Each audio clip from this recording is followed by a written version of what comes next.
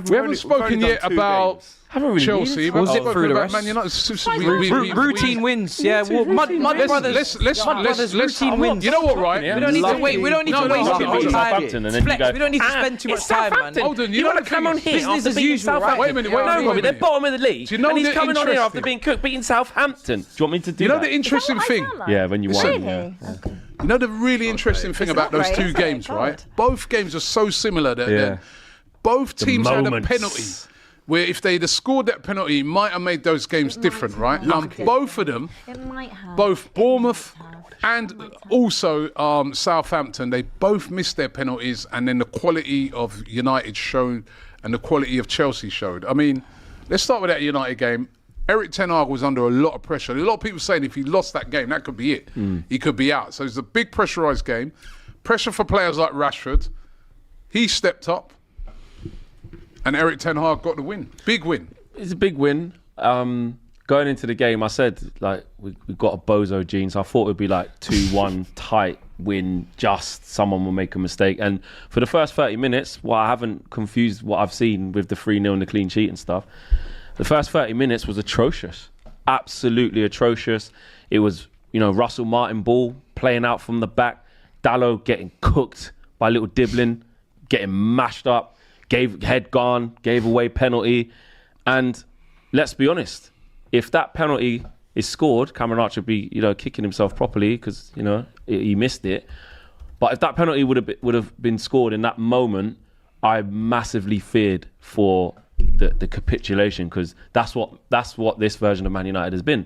If there's a mistake or adversity, the dominoes just keep falling, and I wouldn't have seen us coming back. And literally, the moment changed that whole game. But after 30 minutes, that was it. Man United clicked into gear. It was like that was a wake-up call. They were fine after that. Very good. Southampton were nowhere near getting back into the game.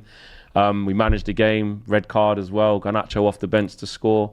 Rashford looked confident again, which was good to see. When he's, when you're in off season or when in international breaks, it's so good being in the bag, punching up the bag and that in the gym and showing you're on it. That's great. My thing is always, I just want to see it on the pitch, and he showed it on the pitch. Ahmad was really good, and yeah, De Ligt after a tough international break. Maguire 2.0. If you read social media, it's this, that, and the other. Comes back, scores his first goal, gets man of the match.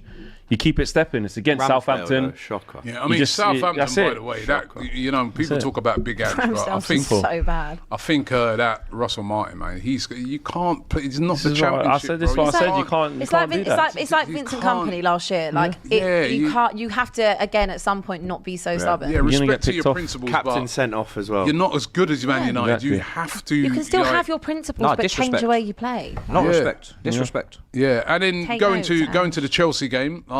Number one, a record for yellow cards, and I don't understand why, because it wasn't even a dirty game. He should be in the Championship, Anthony Taylor. I mean, he was just giving yellow cards to everybody. That's got to be. I mean, some of the players that got it for dissent, they literally went ref. Yeah. And he went. Yeah. Like, he was moving like a dictator. He was moving like a dictator out there. No, it's ridiculous. Prime Mike Dean. That was worse than Mike Dean. I can't stand it. Anytime I see he's refereeing one of our games, I just put my head in my hands and I just know it's going to be a problem. So thankfully, we managed to overcome him, and Bournemouth as well overcome him. And you were very fortunate in that game for a while. We were playing prime 10 Heineken football right there. Right, that was a smash and grab shit house. Didn't deserve. Ten Hag, that was it right there. Correct. I knew what it Glad felt. You recognise I finally felt like feels alright sometimes, felt like doesn't it? what it meant to be a Man United fan in that moment. I was like, wow, this is what it feels like to just not deserve but also, you can a win. You can look at it and say your new manager's got these new principles and the stuff new manager, like that. Bare possession and stuff. Chelsea were easy to play through. You're 3 years in, you're 2 years in. Yeah. Over here, fresh. So we don't need to worry about. So you just see it, we don't need to worry about that. We take the win, we go. But shout out to 14 months just to. Huh? Sorry. You count the months individually. It's only been 14 months since he took over. What is this? A baby? It's I'm 2 just years. saying. You know what I mean? It's 2 years. He's actually 28 months old now. It's actually. Why do parents do that? And they go, yeah, he's 32 months. It's like 3. But no, obviously Sancho is going to get the headlines because I was going to say Jadon Sancho. What a debut! Great debut from him. Great debut from him off the bench. As soon as he came on at half time, he just changed that whole left hand side. Like that whole left hand side was just like transformed. Everything he did was clean. Everything he did was crisp. Every pass perfectly weighted. Nutmegs on 1v1s with defenders. He set up like 2-3 opportunities. He could add a couple more assists. He was just brilliant. He was the Jadon Sancho that we've seen at Dortmund, and we say to ourselves, that's a really good player. That's why Man United have put this amount of money into him, etc. If we get that Jadon Sancho this season, and I know your concerns, is that going to tail off? Obviously, he has to prove that he can be consistent. I think he deserves to start the next game in that position. Cucurella was making some great runs and they were linking up nicely. Yeah. He needs to do that all season, and then that 25 mil is like the biggest bargain you'll Remember when I said to you, when we had an actual serious conversation, because the Sancho thing with I'm so like past it that I think there's too much point scoring of like, oh, you hold that Ten Hag because of this, and there's just no like concept of the whole situation of his whole time at Man United. But anyway, that's in the past. Like, I actually want Jadon to do well. He's a good player. But I've said, remember I set up like the conditions that I believe has to be. I was like, he needs to get a run of games like straight away and get an opportunity. Then he needs to shine and take it.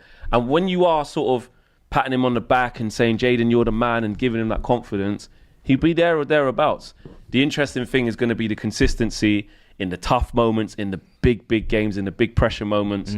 But ability is there. Doesn't that irritate you though? A little bit, but it's too early to irritate. It's too early. It's too early. Because you know what? Conor Gallagher's just gone and scored his first goal for Atletico. What are we saying? Oh, bring Gallagher back. You should never have sold him. I don't think they should have. But it is what it is. If it works out with Sancho, and if Sterling works out at Arsenal, then is there not an argument? Would that not I don't mind that irritate one as long as they pay us. That's the problem. Do you know why? Do you know why I don't care? But you're paying him to go and I know, that's my problem. So doesn't that irritate that's different. you? I'm paying a bit. What is this? 100. Do you know what? Charity I or think something? Paying 250. I think there's too much of like not understanding that like sometimes things just don't work for a certain player in a certain environment. Like football's always been like this. How many times have you seen a player go into Club X and it doesn't work, and they go to Club Y and it does. He didn't get on with the manager. Before that, when under Oli and Rangnick, he wasn't great.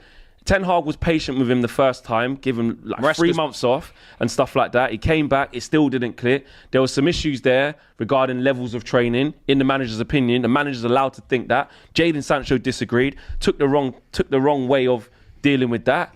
And it broke down from there. And, Ineos said, right. But he put his arm around him. That's it. As long as you do that. That's the rest of the game. But he put his arm around him. And if Ten Hag does get sacked this season and Sancho has a good season, then, it won't look too good. Man, listen, we got Ahmad. Look, my wingers are doing all right. Look, I don't care. All right. Listen, let me just quickly run through some of the other games. Good for him. That took place. Of course, Manchester City beating Brentford by 2-1. They went behind to a really early goal from Wissa. But they came back 2-1. Haaland again, 2 goals from Haaland. His second goal, do you think it was a foul on the defender? No. Man, get up, man. Pinnacle yard man as well, man. Tell him stand up. I mean, it was poor defending by Pinnacle.